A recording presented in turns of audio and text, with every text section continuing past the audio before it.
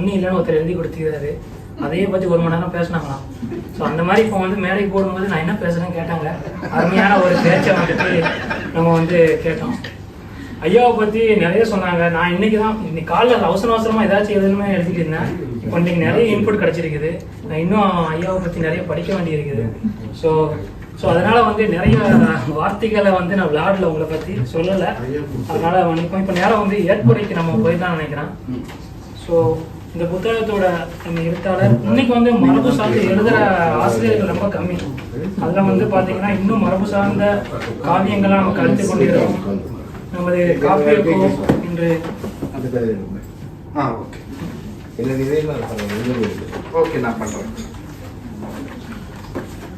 எல்லாம் நல்ல இறைவனின் நல்ல ஆசீனம் அனைவர் மீது உண்டாக வேண்டும் என்று பிரார்த்தனை. அனைவருக்கும் அஸ்ஸலாமு அலைக்கும், வணக்கம். ஒரு சந்தோஷகரமான செய்தி தான். இதுவரையிலே நான் நிறையவே புத்தகங்கள் எழுதி பெரிய வெளியீட்டு விழாக்கள் எல்லாம் நடத்தி இருக்கிறேன். ஆனால் துபாயிலே என்னுடைய நூல்கள் பல வெளியிடப்பட்டிருக்கிறது. இந்த நேரத்தில் நான் ஒருவரை நினைவு கொள்ளாமல் இருந்தால் நான் ஒரு நன்றி கட்டவனாக ஆகிவிடுவேன் என்று நினைக்கிறேன். இப்போது பாலாஜி ஜெசீலாவுக்கு நான் நன்றி உள்ளவன். ஆனால் ஒருவரை நான் இங்கே நினைக்க வேண்டிய கடமைப்பாடுடையவனாக இருக்கிறேன்.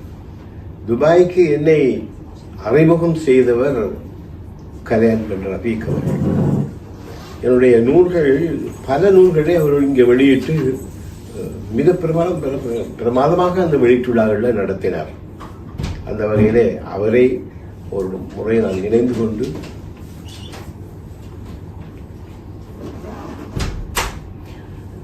சில வார்த்தைகள் சொல்லலாம் என்று நினைக்கிறேன்.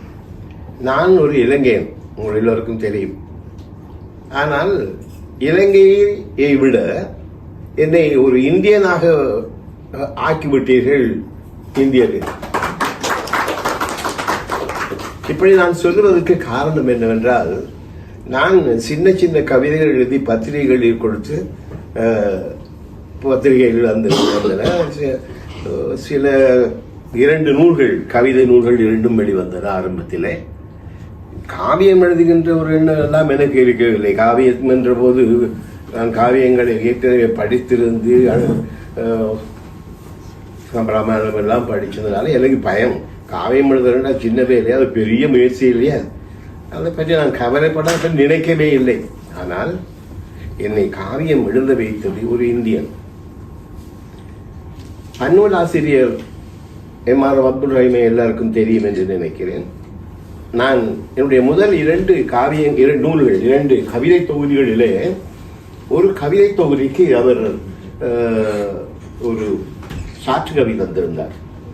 அது அன்றிலிருந்து அவர் என் மீது ரொம்பவே பற்றுதல் உள்ளவராக இருந்தார். அவர் எழுதியிருந்தார் என்றால் ஜின்னாவின், அது வெண்பா ஒன்று, ஜின்னாவின் கவிதையை என் நாவில் வைத்து நான் சுவைத்தேன்.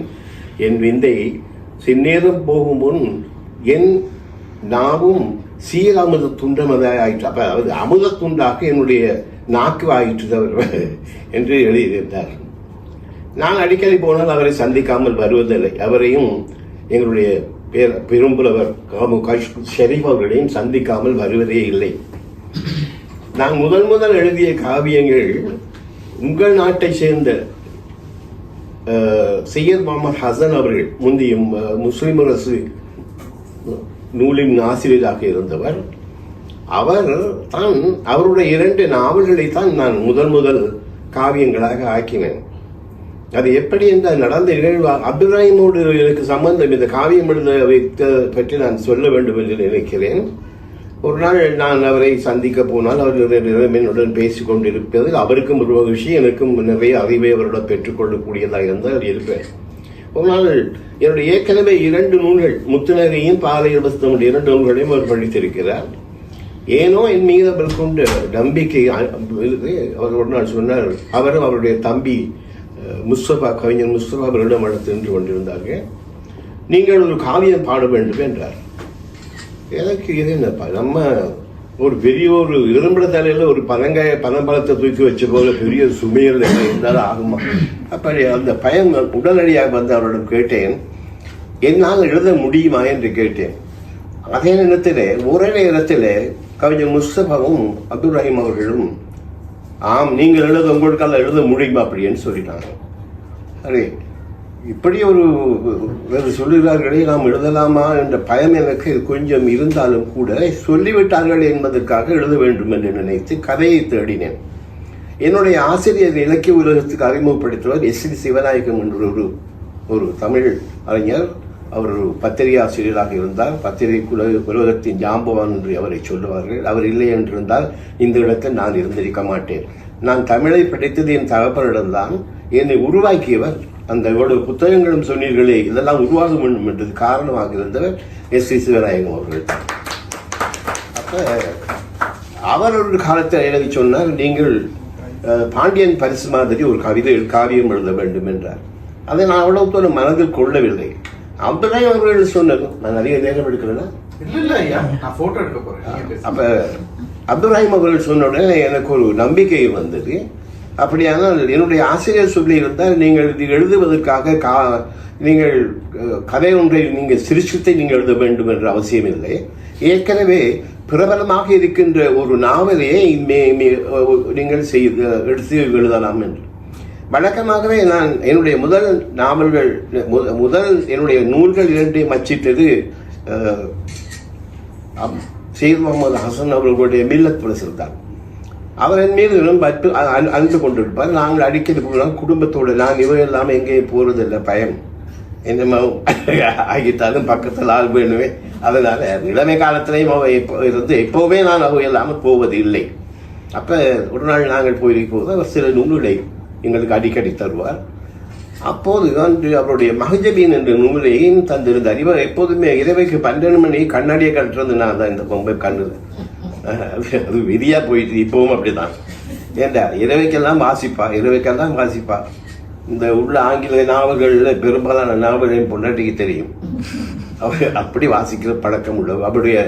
அவர் தமிழ் தமிழை படித்தா இருந்தாலும் கூட அப்படியே ஆங்கில மொழியில் படித்தபடியால் அவருக்கு ஆங்கில நாவல்கள் அதிகம் வாசிப்பார். அப்ப இந்த நாவலை பார்த்ததும் அப்ப நாங்கள் பேசிக்கொண்டோம், இப்படி சொல்லுகிறார்களே ஒரு நாவல், ஒரு நல்ல பிரசித்தமான ஒரு நாவலை எடுத்து நாம் எழுத வேண்டுமே என்று நான் நினைத்து கொண்டிருக்கிற கருத்துல இவன் தான் வந்து சொன்னா இங்க வாங்க. அப்ப ஹசன் அவர்கள் அந்த புத்தகத்தை மஹஜபீனை வாசிக்க கொடுத்திருந்தாங்க. இவையெல்லாம் வாசிச்சு முடிச்சுட்டு வந்து ஒரு நாள் சொன்னா, நீங்க எதுக்காக நீங்க நாவல் தேடிக்கொண்டு அலைகிறீங்க, இதான் எதிர்க்க அருமையான நாவல், இதை எழுதலாமே என்று சொன்னான். அது 200 பக்கங்கள் கொண்ட ஒரு நூல். அப்ப எனக்கும் சந்தோஷமாக இருந்தது. நானும் அதனுடைய வாசித்து பார்த்துட்டு எழுத தொடங்கினேன். காலையில் நான் எப்போதுமே உதயம் தொடங்கும் போது சுபகத்தொழிலுக்கு பின்னால் தான் அதை ஆரம்பிக்கிற ஒரு வழக்கம் எனக்கு இருந்தது. ஒரு நாள் காலையில் சுபகத்தொழிலுக்கு பின்னால் அந்த புத்தகத்தை எடுத்து வாசித்தேன். அது வாசிக்கும் போது அது 200 பக்கங்கள். நான் கணக்கிட்டேன், ஒரு பக்கத்துக்கு 20 என்ற வகையிலே எழுதினால் 600 கவிதைகள் வந்து சேரும் என்று. 600 இல்லை பக்கத்துக்கு ஏதோ அந்த 200 பக்கத்துக்கும் 600 கவிதைகள் வரக்கூடியதாக ஒரு திட்டத்தை வகுத்து கொண்டு எழுத தொடங்கினேன். ஒரு மாதத்துக்குள் நான் இந்த 600 கவிதைகளையும் எழுதி முடித்து விட்டேன். ஏற்கனவே எனக்கு கவிதைகள் எழுதும் பரிச்சயம் இருந்தபடியால் எழுதி முடித்து விட்டேன். அதனை உடனடியாக நான் அவருடைய அனுமதி கேட்டு ஒரு முறை அந்த ஹசனுடைய அனுமதி இல்லாமல் செய்யக்கூடாது என்பதை கேட்டு எழுதினேன். எந்த விதமான பதிலும் இல்லை. ஒரு 2-3 மாதத்துக்கு பின்னால் ஒரு கடிதம் வந்தது. அவருடைய மகனுக்கு திருமண அழைப்பு. அதோட சின்ன காகிதம், இதுவரையும் நீங்கள் மஹஜபீனை எழுதி முடித்திருப்பீர்கள் என்று நான் நினைக்கிறேன் என்று எழுதியிருந்தார். அப்போதுதான் நான் எழுத தொடங்கினேன். ஏனென்றால் அவருடைய அனுமதி இல்லாமல் எழுத முடியுமா? அதனால் சரி என்று எழுதி முடித்தேன். அது பெரிய நீண்ட வரலாறு. எல்லாம் முடிவதற்கு பின்னால் அதற்கு சிலம்பொலி செல்லப்பனார் அவர்கள் தான் அணிந்துரை வந்திருந்தார். சிலம்பொலி கடைசியில் எழுதிய போது இந்த நூலின் தொடர்ச்சியான மற்ற நாவலையும் இவர் எழுதி தமிழர்களுக்கு இரட்டை காவியமாக தர வேண்டும் என்று அவர் எழுதியிருந்தார். அது சிற்றறிக்கை மாநாடு புதுக்கோட்டையில் நடந்தது. அங்குதான் அது வெளியிடப்பட்டது. அப்போது அவர் விரும்பினார் என்பதற்காக 1000 கவிதைகள், நீங்கள் சொன்னது போல நீங்கள் எல்லா கணக்கையும் சொல்லிட்டீங்களே, 1000 கவிதைகள் கொண்டு அந்த நூலை நான் எழுதி முடித்தேன். 2 காப்பியங்கள். அந்த 2 காப்பியங்களையும் ஆய்வு செய்து இந்தியாவில் 2 பேர் PhD பட்டம் வாங்கி இருக்கிறார்கள். ஒரு முகமது அலி என்ற ஒருவரும் நான் அதிகம் பேசி போடலாம். கொஞ்சம் குளிரட்டுமே. அப்போ கொஞ்சம் குளிர்தான், உண்மையாகவே குளிர்தான் போய். அப்போ 2 காவியங்களையும் ஆய்வு செய்து 20 PhD பட்டம் வாங்கி இருக்கிறார்கள். இலங்கையில 3 MPhil செய்திருக்கிறார்கள். இதை ஏன் சொல்லுகிறேன் என்றால் உங்களுக்கும் எனக்கும் ஒரு உறவை சொல்லுவதற்காக. என்னை முதலாவது எழுத வைத்தது என் ஆசிரியர் சொல்லியிருந்தாலும் என்னை நிர்பந்தப்படுத்தியது அப்துல் ரஹீம் அவர்கள். 2 நாவல்களும் ஹசனுடைய நாவல்கள். அதற்கு பின்னால் ஒரு நாள் நான் என்னை கூட்டிக் கொண்டு எப்போதுமே கவி காமு ஷெரீஃபிடம் வளர்ச்சி சொல்லுவார் எங்களுடைய ஹசன் அவர்கள். ஒரு நாள் என்னுடைய அந்த காரணம் என்னவென்றால் என்னுடைய மஹஜுவின் காவியத்திற்கு சாற்றுகவி எழுதியது கவி காமு ஷெரீஃப் அவர்கள். என்னுடைய பாளையர் வசந்தம் என்ற நூலுக்கும் சாற்றுகவி எழுதியதால் அவர் எழுதிய கவிதை என்று நான் எவ்வளவு எழுதியிருக்கிறேன், 20,000 கவிதைகள் எழுதியிருக்கிறேன். எனக்கு என்னுடைய கவிதைகள் ஒன்றும் ஞாபகம் இல்லை. அந்த மற்றவர்கள் எழுதியது கூட எனக்கு நினைவில்லை. ஆனால் ஒரு பாடல் எனக்கு ஞாபகம் அதில். அந்த ஆரம்ப கால அந்த காவியத்துக்கு மஹஜுவின் காவியத்துக்கு ஒரு சாற்றுகவி எழுதினார். அதில் 3 விருத்தப்பாக்கள். அதில் ஒன்று, சிந்தையள்ளும் காவியங்கள் செய்துள்ள முன்னோர் சிறந்தாளும் இவன் கவிதையில் இவனாடுகின்ற சந்தங்களில் துள்ளுகின்ற ஓசைநயம் கேட்டு சான்றுரைப்பேன் இவன் கவிதை காலத்தை வெல்லும். அப்படி முடிச்சிருந்தா ஒரு மாதிரி ஏதோ சந்தோஷம்.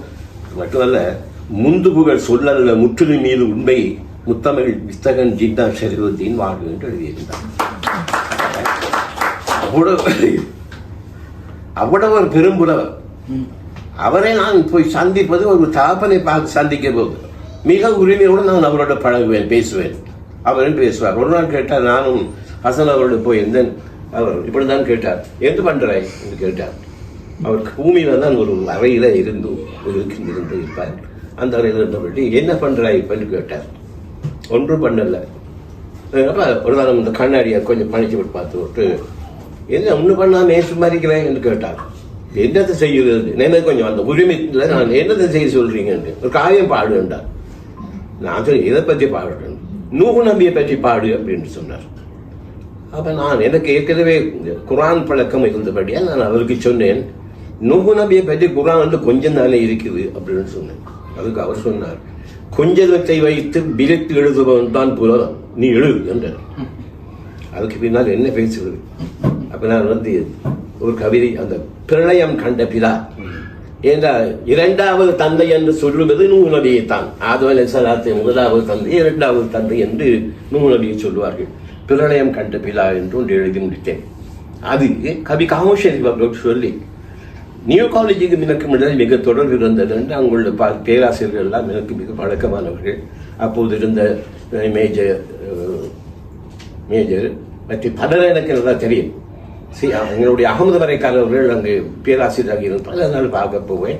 அப்போது ஒரு நாள் தமிழ்துறை தலைவராக இருந்தவர் குலைச்சல் ஷாவுல் ஹமீத் அவர்களோடு நான் பேசிக்கொண்டிருந்தேன். எனக்கு ஒரு ஆசை, இவரை பற்றி வைசல் கர்ணியை பற்றி ஒரு காவியம் எழுத வேண்டும் என்று. எனக்கு வயது போயிட்டுது, எனக்கு எழுதுவது கஷ்டம், நீங்கள் எழுத வேண்டும் என்றார். சரி என்று அவருடைய அவர் ஒரு மிக முக்கியமான ஒரு கேள்வி எல்லாருமே இங்கே அறிந்திருக்க வேண்டிய ஒரு முக்கியமானவர் அந்த சூஃபி. அவர் எப்படியான ரசூலுல்லா உகந்த புத்தகத்திலே ரசூலுல்லாவுடைய ஒரு பல்லு கலண்டு போயிருந்ததுக்காக அந்த பல்ல கழட்டிட்டார். அது எந்த பல்லு நிச்சயம் இல்லை, அவ்வளவு பல்லையே கழட்டி போட்ட ஒரு மனுஷன் ரசூலுல்லா மேல் அவ்வளவு அன்பு வச்சிருந்த ஒரு பெரிய மனிதன். அவருடைய காரியம் எழுதுறது எனக்கு கிடைச்ச ஒரு பாக்கியம் அல்லவா. அப்ப அவரை மற்றொன்று அவரை பற்றி எழுத சொன்னார்கள். அவர் ஒரு முறை ரசூலுல்லாவை பார்க்க வந்தாங்க. அவர் ஒரு சஹாபி அல்ல, ஆனால் ரசூலுல்லா காலத்தில் வாழ்ந்தவர். ரசூலுல்லாவை பார்க்கிறது, ரசூலுல்லா தாய்க்கு எவ்வளவு மரியாதை கொடுத்தார் என்பது எல்லோருக்கும் தெரியும். தாயின் காலடியில் தான் மைந்தனின் சொர்க்கம் என்றார். அப்ப இவர் எப்பவுமே அவருக்கு தாய் இருந்தாங்க, தாயை பார்க்கிற பொறுப்பை அவர் வச்சிருந்தார். ரசூலுல்லா பார்க்க வந்தார். ரசூலுல்லா அங்கே இல்லை, அங்கே வெளியே எங்கே ஒரு பகுதி போயிட்டாங்க. பிந்தி போனால் தாய் தனித்து போவான்னு திரும்பி போயிட்டார். இதை ரசூலுல்லா உடனே சொன்னாங்க, இப்படி ஒருவர் வந்தார், வைசூல் கர்ணி என்று, அவர் கர்ணியன் நாட்டை சேர்ந்தவர் வந்தார், உங்களை பார்க்க, நீங்கள் இல்லை என்பது போய்விட்டார் என்று. அப்போ ரசூல் என்ன செய்தாங்க, மேலிருந்த அங்கி எடுத்து உமரத்தாப் ரலியல்லாஹு தஆலா அன்ஹுக்கும் எங்களுடைய அலி ரலியல்லாஹு 2 பேரையும் கூப்பிட்டு இருந்தாங்க, இதை பிடிங்க, கொஞ்சம் நடுங்குது எனக்கு, கொஞ்சம் பிரச்சனை. அப்போ நீங்கள் கொண்டு போய் இந்த இடத்துல அவர் இருப்பார். ஏன்னா அந்த வந்த நேரம் வெத்தனம் கழித்துட்டு ரசூலுல்லாஹ் சொன்னாங்க, இந்த இடத்துல அவர் இப்போ இருப்பார், கொண்டு போய் அவருக்கு இந்த நான் போத்தியதாக போர்த்துங்கள் என்று சொல்லி கொடுத்தார். இவர்கள் போனார்கள், அவர் சந்தித்தார்கள். அவரிடம் கேளுங்கள், இவர்கள் சொர்க்கத்தை கொண்டு நன்மாராயம் பேர் சொல்லப்பட்ட 10 பேர்ல 2 பேர்ல அவங்க 2 பேர், நீங்கள் அவர்கள் உங்களுக்காக பிரார்த்தியுங்கள் என்று சொல்லுங்கள் என்று ரசூலுல்லாஹ் சொன்னாங்களாம். சொர்க்கத்தை கொண்டு நன்மாராயம் பெற்றவர்களுக்காக அப்படியா எவ்வளவு தூரம் ரசூலுல்லாஹ் அவர்கள் மதித்திருக்கிறார்கள் என்பதை நீங்கள் பாருங்கள். அவரை பற்றி நான் எழுதினேன். அப்ப பிடிச்சது ஷாவுலபி தான் அதுக்கு காரணம். முதலாவது காவியம், 2வது காவியம், 3வது காவியம் எல்லாமே உங்களால் இந்தியர்களால் வந்தது தான். அந்த பெருமை நான் எழுதியது மட்டும்தான், முழுக்க என்னுடைய நூல்களில் பெரும்பாலானதே உங்களுக்கு உரியது தான். உங்களுக்கு அந்த பெருமைக்குரிய நீங்க திப்பு சுல்தான் காவியம் உங்களுடைய கையில் அன்னை கலிஜா இருக்கிறது அல்லவா, அன்னை கலிஜாவை கூட உங்களால் தான் வந்தது.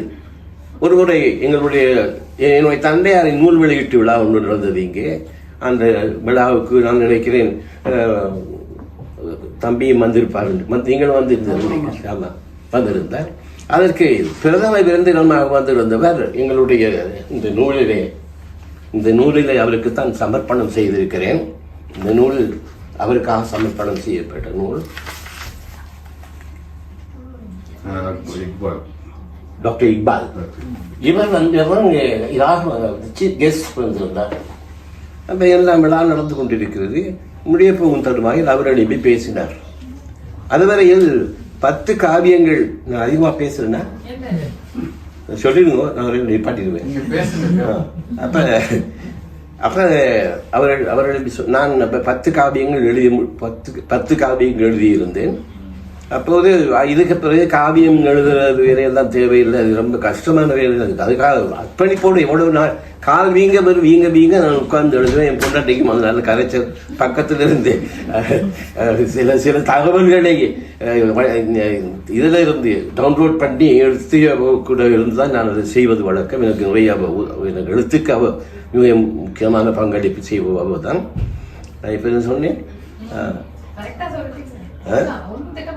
அப்படியா?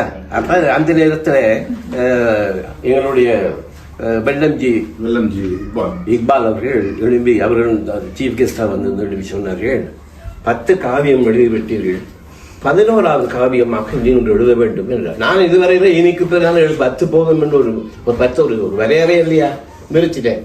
அப்ப அவர் எழுப்பி சொன்னார், கதிஜா நாயகியை பற்றி அதிகமாக யாரும் எழுதவில்லை. ஏன்னா இஸ்லாத்தினுடைய பரவலுக்கு காரணமாக இருந்தது கதிஜா நாயகியுடைய சொத்தும் அறிவுடைய வாழும். அப்ப அந்த நேரத்தில் அப்படி அவர் சொல்லும்போது, நீங்கள் கதிஜா நாயகியை பற்றி எழுத வேண்டும், அதுபோல அவங்களுடைய ரசூல் அகல் பகத்துக்களை பற்றி நீங்கள் எழுத வேண்டும் என்று சொன்னார். அவர்களை பற்றி எழுதியில்லை என்று எனக்கு கொஞ்சம் பெரிய சங்கடமாக போயிட்டு, அது அந்த நாள் கடைசி நோன்பு, முதலாவது நோன்பு, முதல் நாள் நோன்பு இரவு தான் அது அவர் சொல்லுகிறார். அப்படி அவர் சொன்ன உடனே 2 சபையில் இருந்தவர்களெல்லாம் ஆமீன் ஆமீன் என்று சொல்ல தொடங்கிட்டாங்க. அவர் பிரேரிக்க இவங்களெல்லாம் அனுபவித்து ஆமீன் என்று சொன்னது பிறகு எழுதாமல் இருக்க முடியுமா என்ன? சரி, அடுத்த நாள் காலையிலே இதுக்கு நான் இந்த நேரத்தில் தான் எங்களுடைய கலையன்பனை நான் மறக்கக்கூடாது, மறக்க முடியாது என்று சொல்வதற்கு அவர் தான் அந்த விழா. அப்போது அடுத்த நாள் காலையிலே எழும்பி சுப தொழுதுட்டு எழுத ஆரம்பித்தேன்.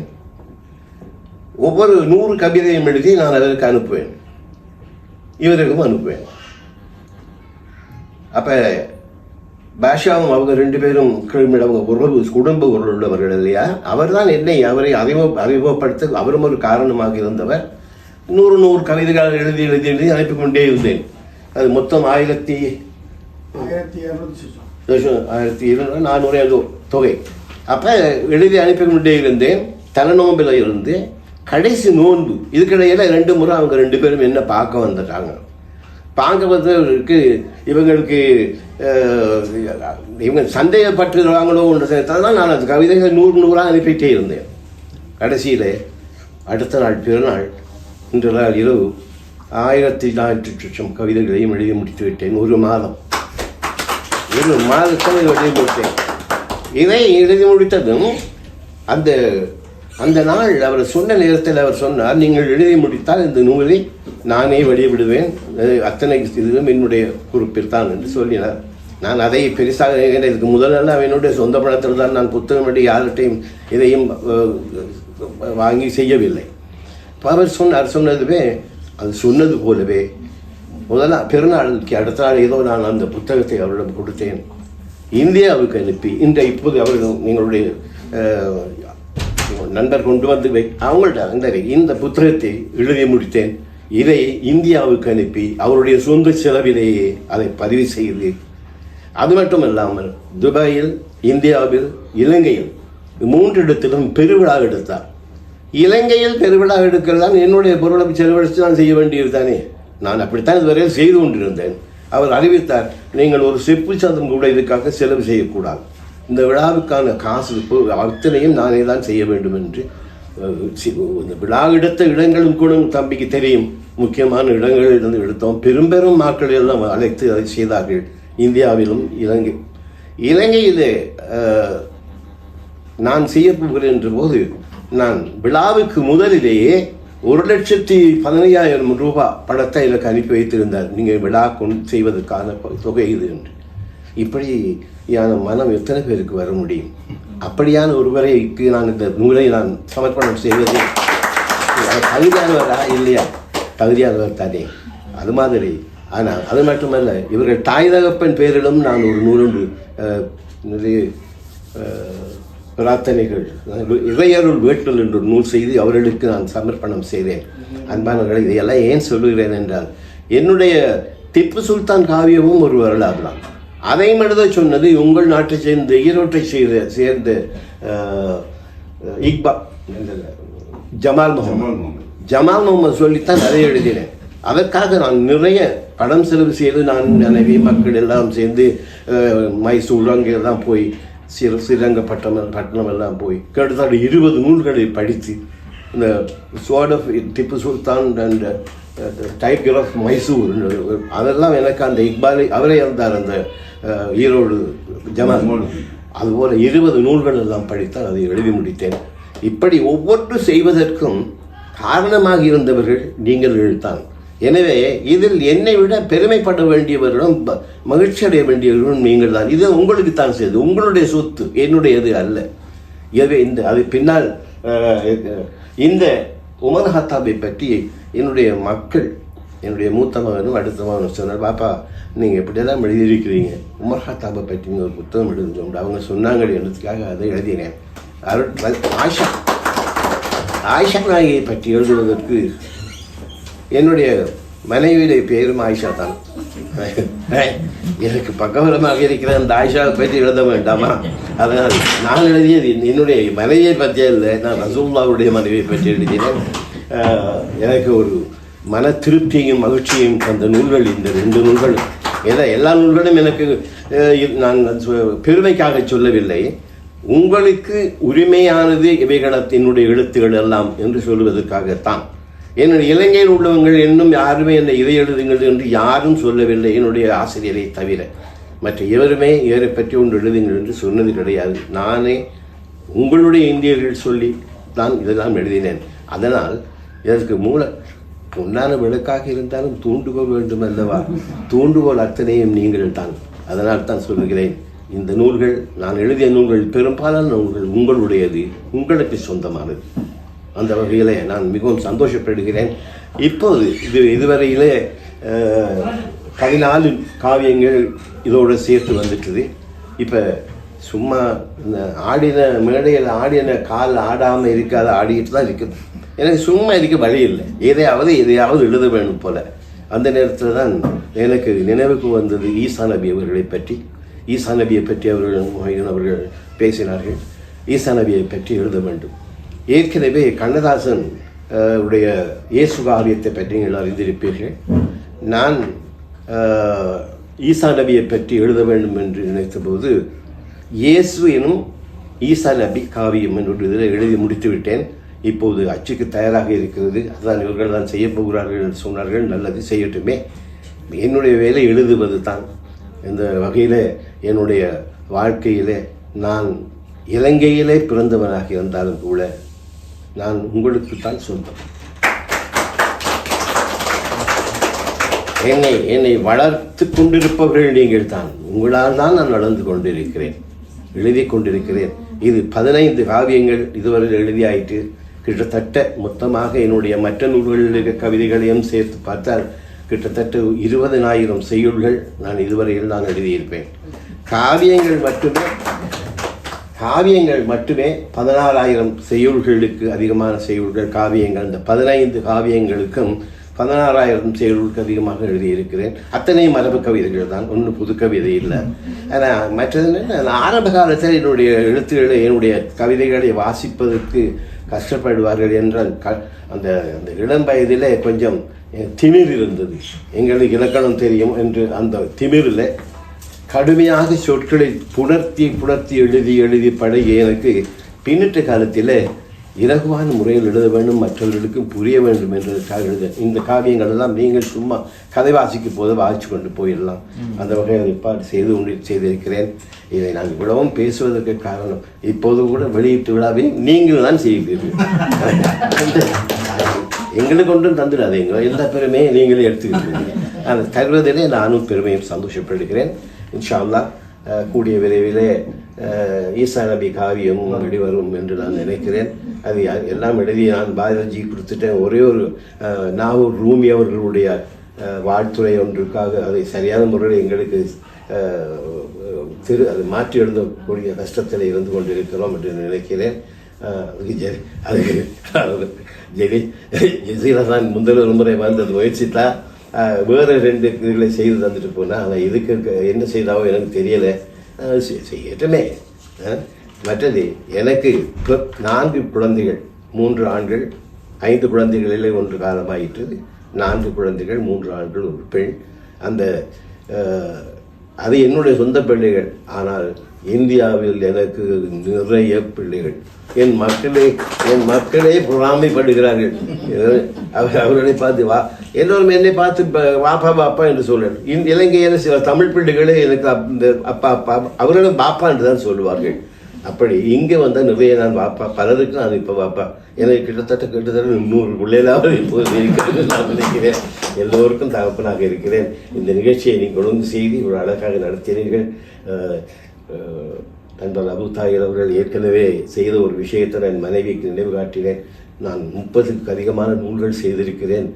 மிக பெரிய அளவிலே பெரிய ஒரு பேனரை செய்தவர் அந்த பெருமைக்குரியவர். இன்றைக்கும் நான் ஃபேஸ்புக்கை திறந்தால் அபு தாயிர் அவர்கள் தான் இருப்பார்கள். அந்த வகையில் அவர்களும் வந்தார்கள். மொய்தீனும் வந்து இந்த விழாவை சிறப்பித்தார்கள். நீங்கள் எல்லாம் இங்கே வந்திருக்கிறீர்கள். அதற்காக உங்கள் அனைவருக்கும் நான் நன்றி சொல்ல கடமைப்பட்டிருக்கிறேன். இன்ஷா அல்லாஹ் தயவுசெய்து ஒருவராவது எழும்பி இன்னொரு காவியம் எழுதுங்கன்னு சொல்லிடாதீங்க.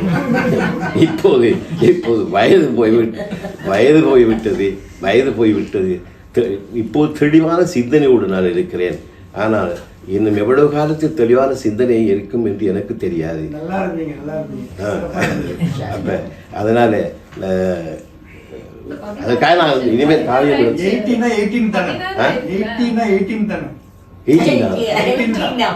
அது எப்படி 18 என் பேத்திக்கே இப்போ 22 ஆயிட்டு. அதனால் ஏதோ ஒரு வகையில் இனிமேல் போதும், 15 எழுதியது போதும். அது ஒரு இது நான் பெருமையாக சொல்லவில்லை. இது ஒரு 15 என்னமோ எனக்கு தெரியாது. அதான் உங்களுக்கு எனக்கே தெரியாது எத்தனை. அப்படியா? இன்ஷா அல்லாஹ். ரொம்ப சந்தோஷம் நீங்கள் எல்லாம் வந்தது. இந்த நிகழ்ச்சியை சிறப்பாக நடத்தினீங்க. நண்பர் அவருக்கும் எனக்கு என்னுடைய நன்றியை நீங்கள் சொல்லிடுங்க. வேறு என்ன சொல்கிறதுக்கு எதுவும் இல்லை. நிறைய இருக்குது சொல்லுவதற்கு கொஞ்சம் நஞ்சம் இல்லை, நிறைய சொல்லுவதற்கு இருக்கிறது. இந்த அமீரகம் எனக்கு முதலாவது நான் பிறந்தது தான் இலங்கையிலே. என்னை இலக்கிய உலகில் என்னை வளர்த்தது இந்தியா, அதனை பிரபலப்படுத்தியது அமீரகம் என்ற வகையில் உங்கள் எல்லோருக்கும் நான் நன்றியுடையவன். அல்லாஹ் தஆலா நம் அனைவருக்குமே நீண்ட ஆயுள்களையும் சிறந்த ஆரோக்கியத்தையும் தர வேண்டும் என்று பிரார்த்தித்து இந்த நிகழ்ச்சிக்காக ஒழுங்கு செய்த மரியாதைக்குரிய கேலக்ஸி நிறுவனத்துக்கு நான் நன்றியை தெரிவித்துக் கொண்டு எல்லாத்தையும் இன்னும் ஒன்று பேசி கொண்டிருந்தால் என்னை பற்றி ஒன்று சொல்லி பொண்ணு நான் சொல்லிட்டேன் இல்லையா பொண்ணாட்டியை பற்றி. ஏன்னா அதிகமாக இல்லை, ஒரு நல்ல மனைவி கிடைக்கவில்லை என்றால் ஒருவனுடைய வளர்ச்சி, ஒருத்தியுடைய வளர்ச்சி அவளுடைய கணவனில் இருந்து, என்னுடைய வளர்ச்சி மனைவியில் இருந்தால். ஏனென்றால் குடும்ப பொறுப்பு அத்தனை. இன்று என்னுடைய மகன் இங்கே இருக்கிறார், இங்கே துபாயில் பிரெஞ்சு பேங்க் டிரெக்டராக இருக்கிறார். ஒரு மகன் ஆஸ்திரியாவிலே அவரும் ஒரு பேங்க்கில் ஒரு அட்வைசராக இருக்கிறார். ஒரு மகன் லண்டனில் இருக்கிறார், மகள் கட்டாரில் இருக்கிறார். எல்லாரும் வெளியில் எல்லாரும் இருந்தாலும் கூட இந்த பிள்ளைகளை எல்லோரும் நல்ல நிலைமையில் இருக்கிறார்கள். இந்த நிலைமைக்கு ஆளாக்கியது நான் அல்ல, என்னுடைய மனைவி தான். அவர் என்றாரு அதுக்காக நான் என்ன குறைச்சிடலைன்னா, நான் காலையில் 6 மணிக்கு போய் இரவு 8:30 மணிக்கு தான் வருவேன். என் பிள்ளைல அந்த மோசை பார்க்குறதே ரெண்டு பணம் தேட வேண்டாமா? நான் இருக்கும் இடத்துல 15 மைல்களுக்கு அங்கால் என்னுடைய கிளினிக்ஸ் 2 இருந்தது. அங்கேருந்து உழைச்சிட்டு வந்து தான் இவையெல்லாம் சோறு போடலாம், இப்போ மக்களை படிப்பிக்கலாம். இருந்தாலும் கூட குடும்ப பொறுப்பை நான் சுமக்கவே இல்லை. என் பொறுப்பு அத்தனையும் என் மனைவி எடுத்துக்கொண்டதனால் தான் என்னால் எழுத முடிந்தது. மற்றொன்று சொல்லிவிடுகிறேன், நான் ஆங்கில மொழியைத்தான் போய் கற்று என்று சொன்னேன் அல்லவா? ஆனால் அவருக்கு சிங்கள மொழியும் தமிழ் மொழியும் நன்றாக வரும். தமிழ் மொழியை எங்களுடைய நாட்டில் ஒரு பிரபலமான ஒரு ஆசிரியர் இருந்தார், பேராசிரியர் யாரு,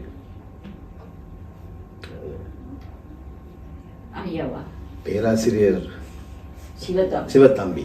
பேராசிரியர் சிவத்தம்பியிடம் தான் என் மனைவி தமிழ் படித்தது. இப்போதும் எனக்கு 20,000 பாடல் எழுதிவிட்டேன் என்று இப்போதும் எனக்கு இந்த அழகர பேரங்கள் வரும். கூப்பிடுவேன், இங்கே வாங்கப்பா, இதில் பாருங்க, இது சரியான ஆளா போட்டிருக்கிறது நான் கேட்பேன். அவர் ஒரு பேராசிரியரை படித்ததுனாலே அதை திருத்தங்கள் செய்யக்கூடிய உதவியும் அவர் எனக்கு செய்வார். நான் என்ன பேச்சு முடிக்கலையே. அதாவது என்னுடைய ஆசிரியர் சொல்லுவார், ஒரு மனிதனுக்கு கிடைக்க வேண்டியது நல்ல பாக்கியங்களில் முதலாவது அவனுக்கு நல்ல ஒரு இறைவனுடைய அருள் கிடைக்க வேண்டும், அவனுக்கு ஒரு நல்ல தொழில் கிடைக்க வேண்டும், நிறைந்த செல்வம் கிடைக்க வேண்டும், அவனுக்கு நல்ல மக்கள் அமைய வேண்டும், மகளுக்கு ஒரு நல்ல மருமகன் கிடைக்க வேண்டும் என்றார். மருமகன் கிடைக்கும், அது ஒரு அதனோட பெருமானம் உங்களுக்கு தெரியும் என்று. மகளுக்கு ஒரு நல்ல மருமகன் கிடைக்கும். அப்போ நான் சொன்னேன், சார் எனக்கு எல்லாம் கிடைச்சிட்டு என் மகன் கல்யாணம் பிடிக்கல, இப்போ தான் சின்ன பொண்ணு கிடைக்கும் என்றார். அதுபோல் அல்லாஹ் எனக்கு ஒரு நல்ல மருமகனை தந்தார். இப்போது என்னை வளர்ப்பதற்கு ஒரு மருமகள் வந்திருக்கிறார், அவள் தான் என்னை வளர்க்குறது. இப்போ நீங்கள் டீ கொண்டு வருவது நான் சொன்னேன், 4 மணிக்கு டீ தருவான். இன்றைக்கு 4 மணிக்கு அவன் எனக்கு டீ தரலை. அதுக்கு நாங்கள் இங்கே வந்துட்டோம். அது மாதிரி எனக்கு நல்ல மருமக்களையும் அல்லாஹ் தந்திருக்கிறான். உங்கள் எல்லோருக்கும் நான் ஒருவர் என்னிடம் ஒரு புதியவர் கல்யாணம் முடிச்சுட்டு என்னை வாழ்த்துக்கள், நான் எப்படி தெரியுமா வாழ்த்துவேன், என்னை போல் நீங்கள் வாழ வேண்டும் என்று வாழ்த்துவேன். ஏனெனில் அல்லாஹ் தஆலா எனக்கு பூரணமான திருப்திகரமான வாழ்க்கையை தந்திருக்கிறான். இப்போதும் வாழ்ந்து கொண்டிருக்கிறேன். என்னை போல் வாழுங்கள் என்று நான் ஆசீர்வதிப்பேன். யாரையும் ஆசீர்வதிப்போது என்னை போல் வாழுங்கள் என்று நான் சொல்லுவதில் மனநிறைவு கொள்கிறேன். காரணம் என்னவென்றால் நான் அழகாக வாழ்ந்துவிட்டேன். எனக்கு நல்ல மனைவி, நல்ல மக்கள், எனக்கு நல்ல தாய் தகப்பர், என் உடப்பிறப்புகள் எல்லா பேரும் நான் திருப்பேன். இப்போது என்னுடைய பேத்திமார் 3 பேர் வந்திருக்கிறார்கள். இல்லை என் பேத்திமார் இல்லை, அவங்க 2 பேரும் கொஞ்சம் மேலே அனுதாபம் காட்டுவார்கள். இன்னும் உங்களுக்கு பின்னால் சண்டித்தனம் காட்டுவார்கள். அவள் அதிகாரம் காட்டுவாள், விரல்வாட்டுக்கு பேசுவாள். எனக்கு என்னுடைய மூத்த பேத்தி அமைதியானவர், என்னுடைய சின்னவ பேசவே மாட்டார். இந்த சண்டித்தனியத்தை உள்ளது என்ன போல அவர் ஐம் லைக் யூ, உங்களுக்கு நான் அப்படின்னு சொல்லுவாள். அந்த மாதிரி ஒரு சண்டையை இப்போது கூட எனக்கு வரும்போதும் கூட ஒரு சண்டை கூட தான் நாங்கள் அந்த மாதிரியான பாக்கியத்தை எல்லாம் சந்திருக்கிறான். இளையவர்களே, நான் பெரியவர்கள் என்று யாரும் இங்கே இல்லை, நீங்களும் எனக்கு இளையவர் தான். உங்களுக்கு எல்லோருக்குமே என்னை போன்ற வாழ்வு அமைய வேண்டும் என்று அல்லாஹ்வுடன் பிரார்த்தனை செய்து நிகழ்ச்சிக்கு என்னை அழைத்து நன்றி கூறி விடைபெறுகிறேன். நன்றி. அஸ்ஸலாமு அலைக்கும். வணக்கம்.